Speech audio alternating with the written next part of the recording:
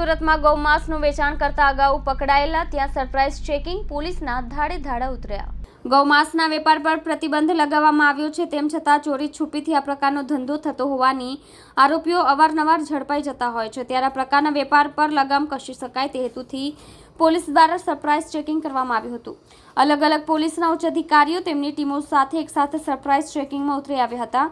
ગૌમાંસનો વેપાર કરતા અગાઉ પકડાયેલા શકમંદ ઇસમોના રહેણાંક સ્થળો તેમજ કતલખાનાની સંભવિત જગ્યાઓએ લાલગેટ પોલીસ ઇન્સ્પેક્ટર, ચોક બજાર પોલીસ ઇન્સ્પેક્ટર તથા મહિધરપુરા પોલીસ ઇન્સ્પેક્ટર અને ડીસીપી સહિત તેઓની સર્વેલન્સ સ્ટાફના પોલીસ માણસોની અલગ અલગ ટીમો બનાવી ઓચિંતા એકસાથે સરપ્રાઇઝ ચેકિંગ હાથ ધરવામાં આવ્યું હતું। દરમિયાન કોઈ ગુનાહિત પ્રવૃત્તિ ચાલતી હોવાનું જણાઈ આવ્યું ન હતું, તેમજ આવનારા દિવસોમાં પણ આ પ્રકારનું ચેકિંગ તથા રેડ કરવાની કાર્યવાહી સતત ચાલુ રહેશે। આજરોજ ઝોન 2 વિસ્તારના લિંબાયત પોલીસ સ્ટેશનમાં કોમ્બિંગ ખાસ વિશેષ પ્રકારનું કોમ્બિંગ હાથ ધરવામાં આવેલ।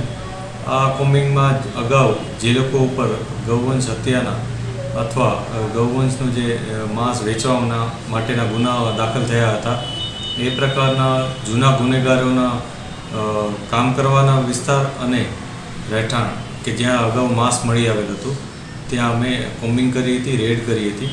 આ કોમ્બિંગમાં લિંબાયત પોલીસ સ્ટેશનની ટીમની સાથે સુરત શહેરમાં અમારા જે બીજા એસીપી છે એ ઉપરાંત અમારી પોતાની ટીમ ઝોન 2ની અને સાથે સાથે એફએસએલના અધિકારી પણ હાજર રહ્યા હતા કે જેઓ ટેકનિકલ ગાઈડન્સ પણ આપ્યું હતું અને એ લોકોને આ બાબતે જેઓ વિશેષ પોતાની એક્સપર્ટીઝ ધરાવે છે તેઓ પણ સાથે રહ્યા હતા।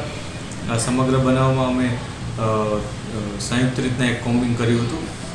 તમામ જગ્યાએ તપાસ કરી હતી। હાલ કોઈ ગેરકાનૂની વસ્તુ કે ગેરવ્યાજબી વસ્તુ મળી આવેલ ન હતી, પરંતુ લોકોને અમે અપીલ પણ કરી હતી કે આવી કોઈ પણ વસ્તુઓનો કોઈ સંગ્રહ ન કરે અથવા આવા કોઈ પણ ગૌવંશની હત્યામાંનો કોઈ પણ બનાવ ન બને એની તકેદારી રાખે।